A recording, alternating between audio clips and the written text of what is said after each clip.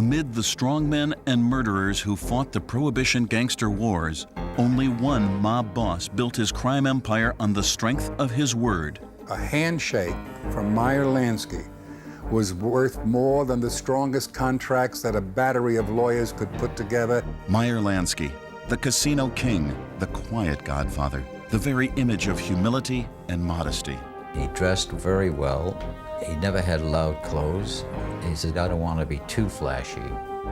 A shrewd master manipulator who claimed that he never killed a man. He did business and made his living through men who regularly killed people, and so is equally guilty. Lansky turned a natural genius for numbers into a multi-million-dollar gambling empire. High rollers made and lost fortunes at his casino tables. And the $100 bills were that high. Oh, it was just incredible. Did I enjoy it? Oh, sure, it was profitable too. To escape the law, he fled halfway around the world, but it wasn't far enough.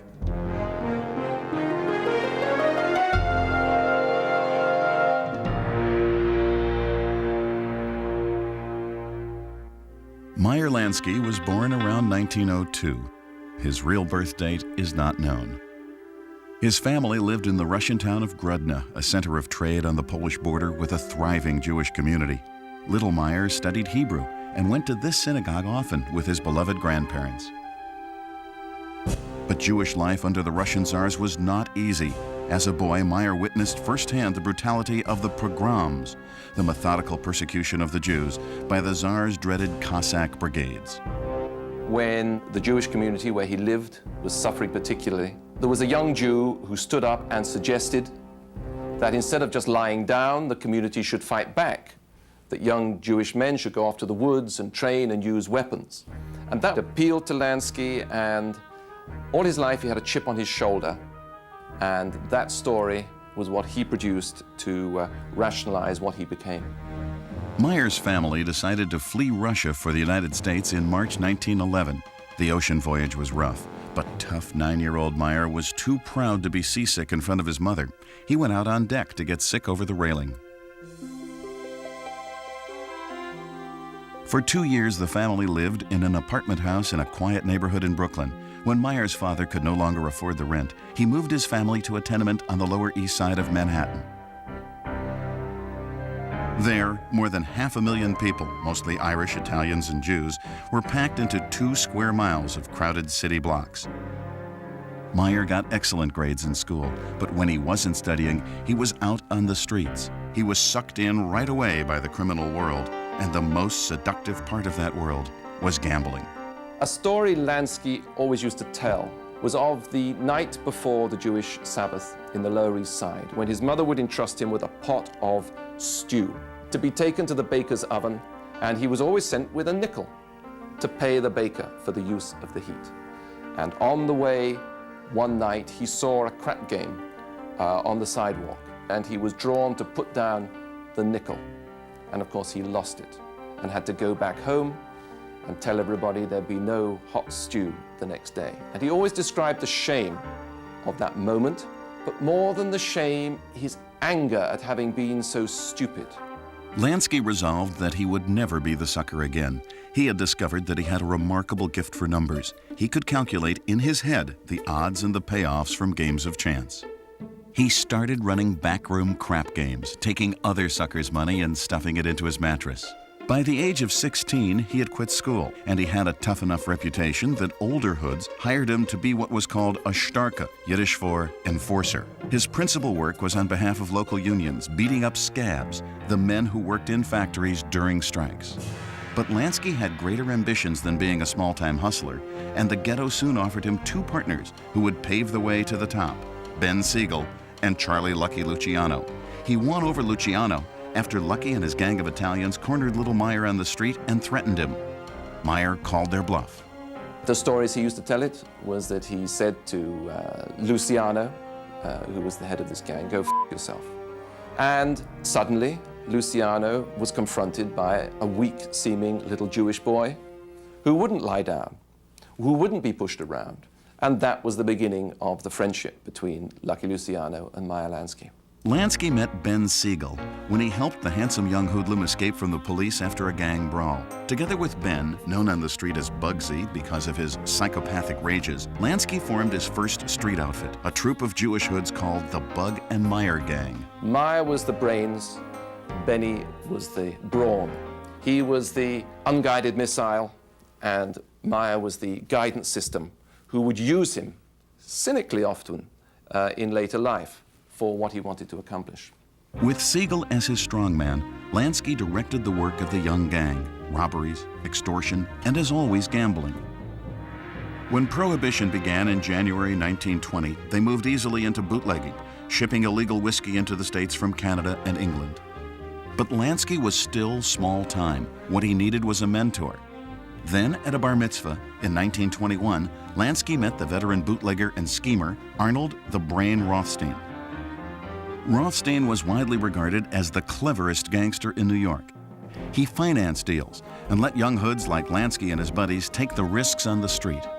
Meyer Lansky worked for him. Lucky Luciano worked for him. Ben Siegel worked for him. Frank Costello worked for him. Legs Diamond worked for him.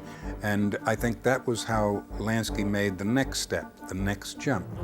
Rothstein taught Lansky when the bribe was more effective than the bullet, and Lansky expanded his tiny chain of gambling parlors while the cops looked the other way. Then, in November 1928, Arnold the Brain was murdered. Lansky wasn't involved, but the killing allowed Meyer and his pals to go big time. With the death of Rothstein, they're looking at the Rothstein empire and the viable role they had played in some segments of it, and they can say to themselves, it's now all ours. It would not be long before Rothstein's students became masters of gangland New York. But it would be Meyer Lansky alone who inherited Rothstein's special mantle. Lansky would become the next great mafia brain. As the Roaring Twenties roared to a close, the New York rackets were firmly under the control of Meyer Lansky and his mob cronies. Every mobster had his specialty. Lansky's was gambling. But to run a high-profit casino, Lansky needed help from communities that would turn a blind eye to illegal betting in exchange for a piece of the action. One such town was Saratoga Springs in upstate New York. In the late 1920s, Lansky's mentor, Arnold Rothstein, had introduced him to Saratoga. By day, rich and poor risked their money downtown at the world-famous racetrack. At night, the betting moved to opulent nightclubs called lake houses, early predecessors of the Las Vegas casinos. Lansky ran the gambling rooms in two of the finest lake houses, the Piping Rock and the Arrowhead Inn. There he fine-tuned the persona that he would use for his entire career: quiet, soft-spoken, and honest. One thing a real dyed-in-the-wool gambler looks for is a fair gambling operation. And Meyer was always fair. He abhorred bust-out joints. That's where they rigged up roulette tables with battery operation, or phony dice, which they call top or bottom, or slice dice. Meyer would have none of it. He insisted on a fair, honest game, and that's how he built his reputation. Not to mention a modest fortune. By his late 20s, hundreds of thousands of dollars were passing through Lansky's hands, and like many successful young businessmen, Lansky decided to settle down. In the spring of 1929, Lansky married a beautiful young Jewish woman, Anne Citron. Anne was a friend of Bugsy Siegel's girlfriend, Esther Krakauer. The couples double dated, and when the Lanskys got married on May 9th, Bugsy served as witness. At first, Meyer was happy with domestic life, and Anne was content, shopping along Fifth Avenue for their new home. But the reality of his life, away at strange hours, not being able to confide in anybody, poisoned his ability to have any sort of decent personal relationship. The birth of their first child, Buddy, only made the situation worse. Buddy suffered from cerebral palsy and could scarcely use his legs. Anne Lansky blamed her husband. God punish you for doing the rotten criminal things you're doing, and he visited your sins upon our boy.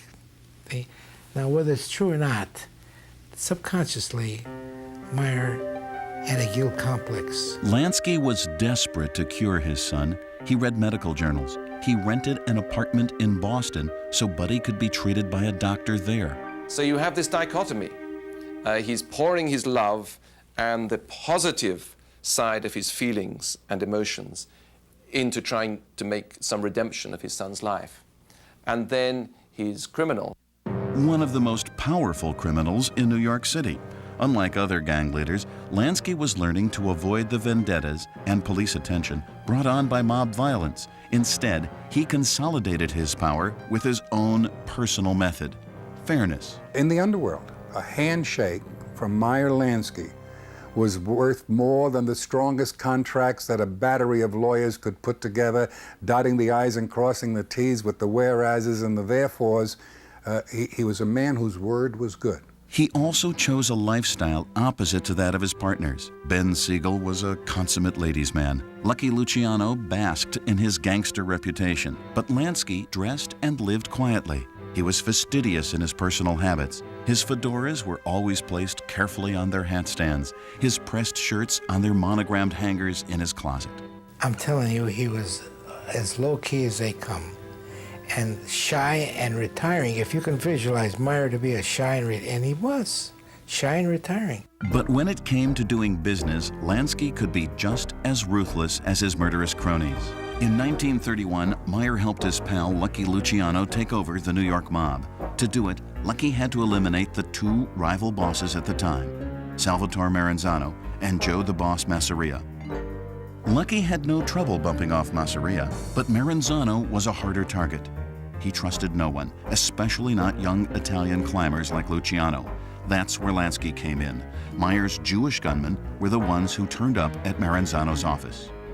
They were dispatched by Meyer Lansky. They said they were agents from the Treasury Department, and they were going to have to take a look at the books. And Mr. Maranzano came out, and Red Levine, very close to Meyer Lansky, was one of the gunmen who shot Maranzano. They also stabbed him, and they departed.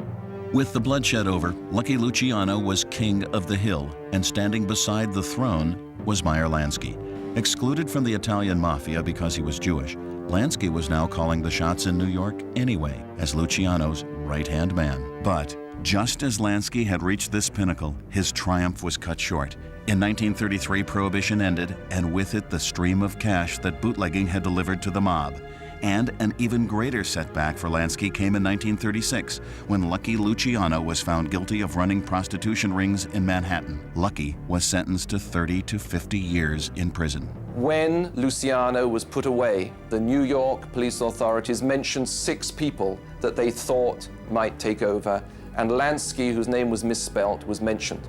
Lansky was smart enough to say to his friend Ben Siegel, "You and I are going to be next." Siegel headed west to Hollywood. Lansky headed south to scout out gambling opportunities in new and fertile terrain, Florida. What Lansky wanted was a location to set up his next generation of gambling houses, and he fixed his eye on a beach town just across the county line from Miami, the village of Hallandale. Officials there were especially forgiving of illegal betting. Well-run casinos would draw the tourists. The only problem, these games were already controlled by a local gangster. Lansky was going to need help muscling in, but he was having trouble recruiting new thugs from his old neighborhoods. The era of the young, tough guy Jewish gunman is coming to an end. These young Jewish boys now are now going to be looking to go to law school, to go to medical school. So at that point, you can see that at every enterprise that he gets involved in, he's got to have an Italian partner. The key partner was Vincent Alo, better known as Jimmy Blue Eyes. Alo made the Hallandale gambling impresarios an offer they couldn't refuse. He told them that whether they liked it or not, Meyer Lansky was taking over. Lansky built 3 casinos and put his brother Jake Lansky in charge. Then he smoothed all the ruffled feathers. Anything that could be paid off with money, Meyer did not fear, because as long as you could pay off somebody or pay something somehow, that was satisfied him. For a start, Lansky paid every single family in town $35 a week to tolerate the casinos and to stay away from them. At the time, Joseph Varon was the Hallandale city attorney. He too benefited from Meyer Lansky's generosity. I'd go to a gambling joint, Saturday night was, so I'd play a little bit, and they see that whether I won or not, they'd give me a stack of chips. Florida gambling boomed. Lansky maintained his Saratoga tradition of spectacular shows and top-quality food. They were places that were patronized by the finest people and had seating capacity, some of them as high as 800 people. And some of the finest people of the United States patronized these places. The trademark Lansky honesty brought in high rollers from all over the country. And the $100 bills were that high. Oh, it was just incredible. I knew one fellow by the name of Joe Milstein. 1 week, Joe Milstein lost $800,000, all in cash. Now, that's just one player. The house extracts a certain amount of every play, and as a result, their take was monumental. Did I enjoy it? Oh, sure, it was profitable too. Profitable because Lansky and his partners were extracting millions in illegal earnings out of casinos protected by the New York Mafia. But as Lansky was making his mark in the tropics, a shadow was looming over the rest of the world. The rise of Adolf Hitler in Germany was a painful reminder for the Russian-born Jew of his family's struggle with oppression. On his trips to New York, Lansky began to sniff out rallies of Nazi sympathizers like the German-American Bund. Then he would show up with a truckload of goons and break up the rally. But his big chance to be a part of the war effort came when Navy intelligence decided to join forces with the mob to keep the New York docks clear of Nazi saboteurs. The Navy knew that the Sicilian Mafia controlled the waterfront and figured that even in prison, Meyer's pal Lucky Luciano still controlled the Sicilians. Only one man could take the Navy's request to Luciano, Meyer Lansky. "I'll help you," the little man told the Navy brass. It's patriotism. Over the next year, Lansky met with Lucky in prison 12 times. And in fact, there was no sabotage on the waterfront. More importantly, Lansky used the meetings to solidify his connections with the Italian mob. After the war, Lansky took his second eldest son, Paul, on a cross-country drive to Las Vegas. The purpose of the trip? To keep tabs on the man Paul knew as Uncle Ben, Bugsy Siegel. I think my grandfather knew, with the other partners involved with Ben, that he had to keep a real close visual eye on Ben to make sure that his nature, not his intelligence, but his nature didn't kind of stray. Because let's face it, he'd like to have a good time, and sometimes that gets in the way of business. It had always been Meyer who kept Bugsy under control, and Bugsy was way out of control now. With mafia money, Siegel was trying to make Las Vegas a gambling mecca on the same scale as Florida, starting with the construction of the luxurious Flamingo Hotel. But cost overruns were draining the mafia's money. Bugsy was running the Flamingo into the ground before it even opened. Only months after Lansky's visit, Siegel was shot to death in Los Angeles. That could not be done without Meyer Lansky being aware of it. He had to at least reluctantly nod his head. Lansky always denied signing off on Siegel's murder. "I loved him," he was to say later, "and as long as he listened to me, he stayed out of trouble." Benny Siegel was dead. Lucky Luciano was also gone, released from prison and deported to Italy.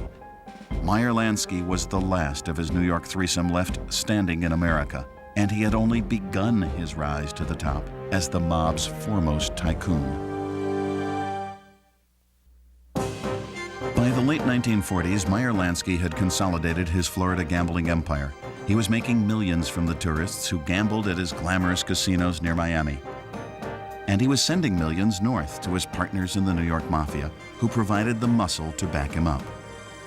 But there was one partner he could not manage, his wife, Anne. The couple now had 3 children, Buddy the eldest, Paul, and a daughter, Sandra. Lansky, always on the move between his Florida casinos and his New York headquarters, wasn't around much. Anne Lansky, forced to manage the family almost on her own, had not been up to the strain. Anne divorced Meyer in 1947. Soon afterwards, she was placed in a mental hospital. She would just sit in a corner in a little room in New York City and maybe recognize you, maybe not. You know, just has no conception of time. You know, you haven't seen her for 10 years, you go knock on the door, she might tell you to leave. Come back later. After the divorce, Meyer made a greater effort to play family man. He was especially concerned that his disabled son Buddy make new friends, so Meyer enlisted the help of a hospital volunteer who'd met Buddy during physical therapy sessions, Vincent Mercurio. Lansky himself soon took a liking to Mercurio and offered him bits of advice when the threesome went out for ball games. Do you gamble? He asked me. I says, no. He says, and never start. He said, because you're always going to lose. And I trusted his judgment because, I mean, you're talking to the guy that's on the top of this, and he knew what the percentages were. When asked by friends, Lansky would reluctantly recommend only one casino game. Blackjack. He said, because you have a 17.5% chance of winning. He said, but the others are all sucker games. In 1948, Lansky's games hit a snag. Americans were turning against gambling. Towns like Hallandale withdrew their support. One by one, Lansky's casinos were shut. But Lansky could ride out the crisis. He had stashed millions away. And for once, Lansky's family life seemed to be going well. His son Paul had even been accepted by West Point. Extremely proud of that. That's like playing ball for Notre Dame to my grandfather. You know, your kid is there, your son made it. And in 1948, Lansky got married for the second time to a manicurist he'd met in Florida, Teddy Schwartz. But when Lansky arrived home from his honeymoon in Europe, there was unpleasant news. U.S. Senator Estes Kefauver had brought his traveling investigation of organized crime to New York. Lansky learned that Vincent Mercurio, staying with Buddy at the Lansky's New York home, had accepted Meyer's subpoena at the door. He said, that's great. He says, did Vince open the telegram? Tell him to go for me. So I met him, and he says, you want to go down for me instead? I says, no, thank you. He says, why? I says, I don't know what to say. He just sit there and say yes and no. Which is exactly what Lansky did. He pled the fifth. But the hearings were televised, and for the first time, Lansky's place at the center of the organized crime world was on public display. The investigation concluded for the mob tycoon with a Florida indictment for illegal gambling. Joseph Varon, who had now signed on as Lansky's personal lawyer, told his client to fight. But Lansky, afraid that he might have to testify against his friends in the mob, wanted to plead guilty.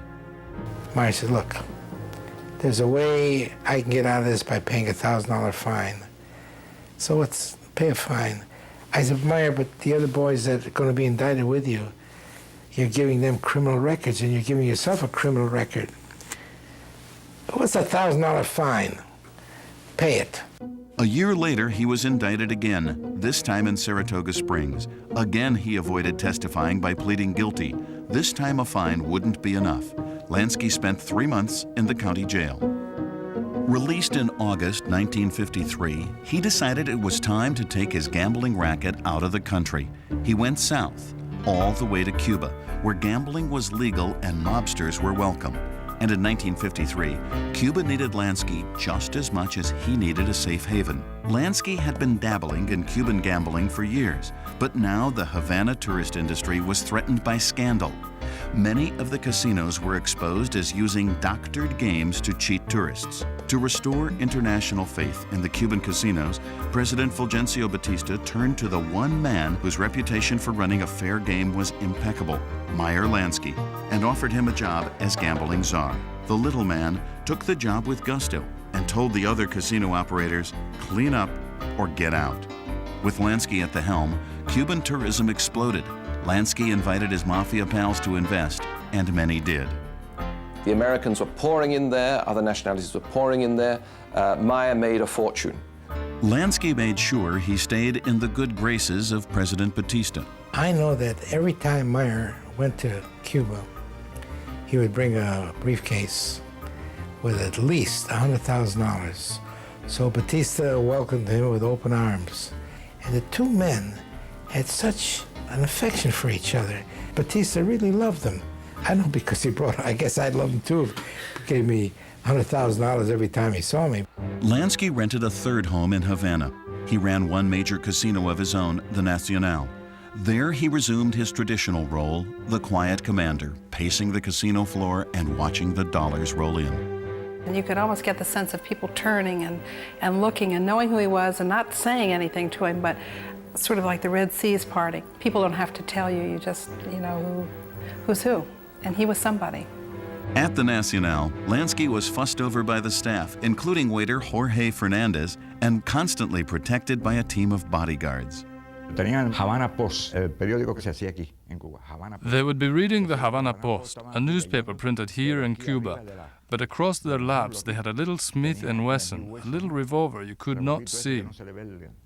Los dos en la misma posición. Un momento así, cuando entraba pan, así mirando. It was in case someone should make an attempt on the life of Meyer Lansky. That was who they were protecting. A Lansky, que era el que estaban cuidando. Cuba looked like a sure thing. So in 1956, the man who warned his own friends not to gamble placed his biggest wager yet. He pulled all this money together to actually invest further, reinvest, like the good businessman, in this wonderful hotel, the Riviera, which was in its day and remains the best hotel in Cuba, the most comfortable, the first one with central air conditioning instead of all those little boxes in the windows dripping water down. Lansky began spending more of his time in Cuba, away from the grip of American investigators. But even the mafia tycoon couldn't stay out of the law's clutches forever. In October 1957, New York mob boss Albert Anastasia was murdered in a Manhattan barbershop. New York police knew that before his death, Anastasia had been looking to invest in Cuban casinos, so they wanted to question Meyer Lansky. Learning that Lansky was making a short trip to New York, the police pounced. Lansky was arrested and questioned about Anastasia. He denied any knowledge of the murder. I couldn't tell him anything. I know nothing about it. But it was just as foreign to me as it would be to an Eskimo in Alaska. As an excuse for questioning Lansky, the police charged him with vagrancy, a technicality that the millionaire found especially offensive. Do you pay taxes in the United States? Oh, yes. Very dearly. But I'm a vagrant. The police put a tail on Lansky. Detective William Graff settled down in the lobby of Lansky's hotel. Within minutes, Lansky approached the cop. He said he wanted to confess to a problem. I know he was playing with me, no two ways about it. And finally said, I can't get good chickens in Cuba. I said, what? Good chickens in Cuba? And then he explained that he had a problem getting chickens to feed his guests at the hotel. The poultry shortage did not stop the Riviera Hotel from being a huge success. Lansky's gamble was paying off. He spared no expense because here he was, legitimate, and could see this whole world of Caribbean tourism expanding. What he didn't reckon on were the guys with beards in the hills. For 3 years, Fidel Castro and his ragged army of revolutionaries had been running raids on Batista's military from their hideouts in the mountains. On New Year's Eve 1958, just 1 year after the Riviera opened, Castro's forces took control of Cuba's major cities. Batista fled. The next day, Castro entered Havana. Rebel troops took over the casinos, including the Riviera. In January, when my wife and I went there to the Riviera Hotel, there were Castro's men sleeping in the hallways, making a barracks out of it. These filthy soldiers with their beards, and it's just pathetic. And I think that hastened Meyer's illness, because he had a heart condition and a stomach condition.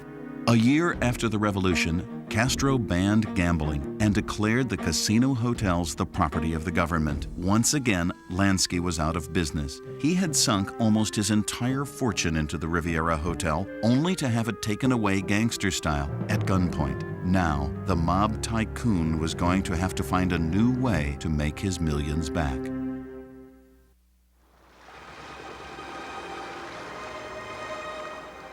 After Fidel Castro took over Cuba and evicted the American gangsters from their casinos, Meyer Lansky was at the lowest point of his career. Gone were the millions he had invested in the Havana Riviera Hotel. While he was delighted by the arrival of his first grandchild, respectfully named Meyer II by Lansky's son Paul, his health was deteriorating. In 1962, he suffered a serious heart attack. Worse, Lansky had now become a target in a clandestine FBI operation. Unauthorized bugs were installed in the homes of leading mobsters around the country, including Lansky's new ranch house near Miami. One night, the agents overheard Lansky remark to his wife that organized crime was, quote, bigger than U.S. Steel. That was precisely what the feds suspected. They saw Lansky as the chief financial officer of a vast secret mob corporation.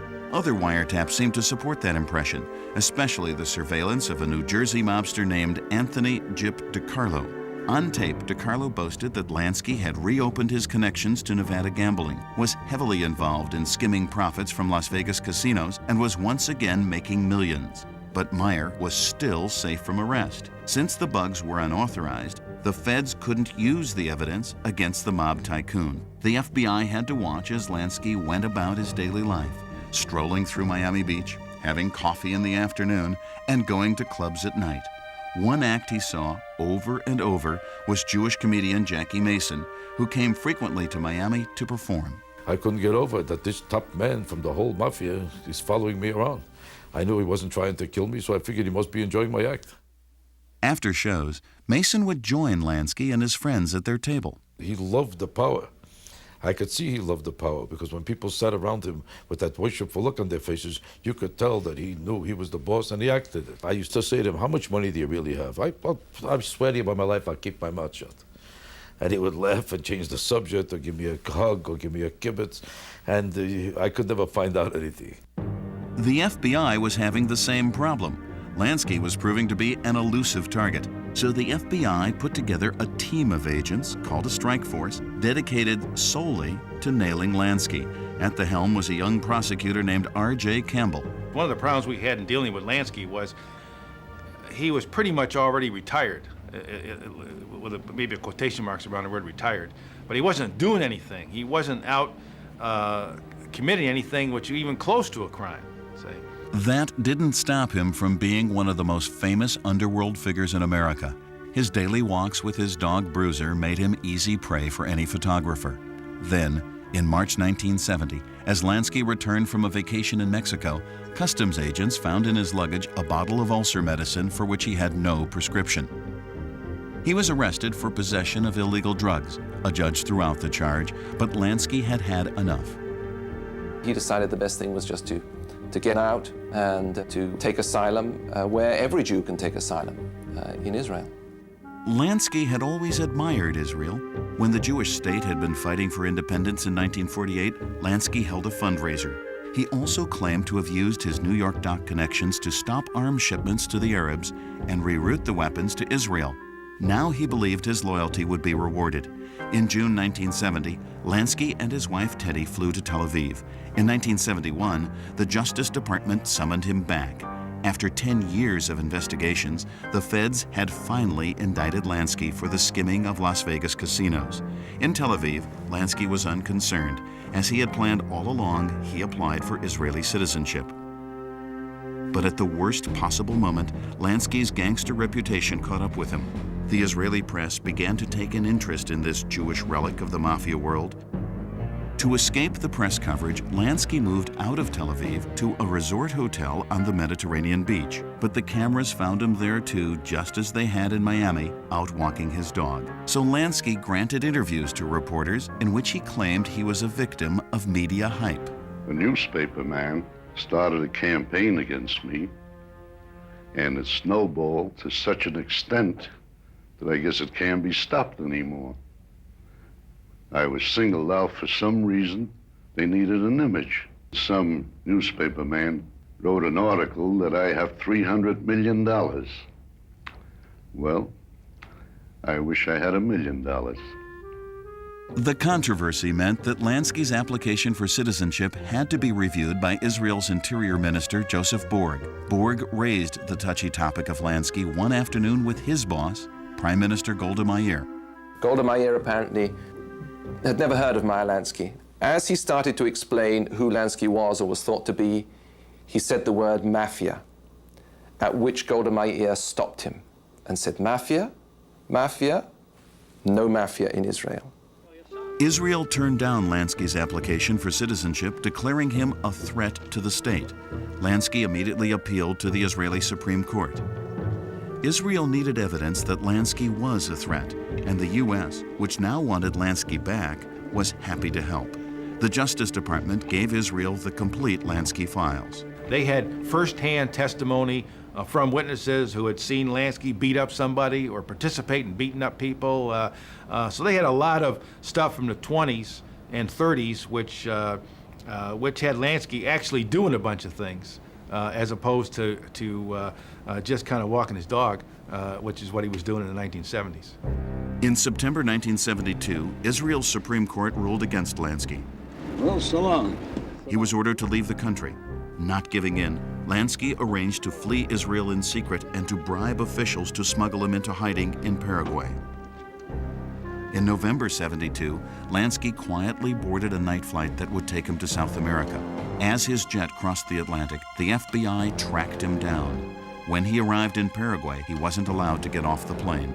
Every stop that the plane came down to, there was the FBI man standing on the tarmac with the local police chief, making sure that Lansky didn't get off, stayed on the plane, and was on his way back to, inevitably therefore, to Miami and arrest, where the FBI would let him off the plane and would surely lock him up. And finally, he shows up in Miami, and of course there's a big arrest, and they can lead him away in handcuffs, and that's the kind of thing the FBI loves.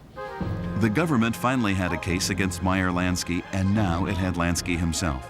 The aging mob tycoon would be forced to do battle with his own country in the courtroom. Meyer Lansky's attempted escape to Israel had been thwarted. On November 7, 1972, he was returned to Miami, arrested after landing, and charged with contempt of court and income tax evasion. Lansky's wife, Teddy, arrived in Miami from Tel Aviv 3 days later. Unlike her stoic husband, Teddy Lansky had never gotten used to reporters. Now look, go away from me, I'll kill you. I just want no. When the reporters wouldn't leave her alone, Teddy used a tactic her husband had never tried. She spat on them. The Justice Department was thrilled to have Lansky back in the U.S. For years, he had been a top FBI target, but Lansky had never been convicted of anything more serious than illegal gambling. Now the feds hoped they could put him behind bars for good. Lansky's first trial was for contempt of court. While in Israel, he had failed to show up when summoned to a Miami grand jury. Lansky claimed that his doctor in Israel had forbidden the trip home to testify, but the jury didn't buy it. Lansky was convicted and sentenced to a year in prison, but he remained free on appeal. He still had to stand trial for tax evasion. This case hinged on an unreliable informer, a Boston mobster named Vincent Fat Vinny Teresa. Teresa told the feds that he had brought illegally skimmed profits from London casinos to mob investors in the States, and he assured his interrogators that on 2 occasions he had personally given thousands of dollars to Meyer Lansky. Well, this is the first guy anybody ever testified to putting big amounts of money in Lansky's hands, literally in his hands.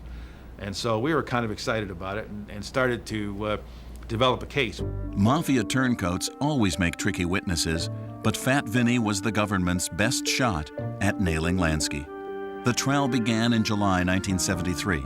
Teresa told the jury that he gave Lansky the mob money on 2 occasions, both in Miami. But Lansky's lawyer, David Rosen, was able to show that on one of those occasions, Lansky was in Boston. The little man himself, whose increasing frailty kept the trial sessions to a few hours a day, never testified. He looked like somebody's grandfather, anybody's grandfather. He looked very, very harmless, and he certainly didn't look like an organized crime character. Are you pleased with the way your attorneys handled your defense? I'm sorry, but no comment.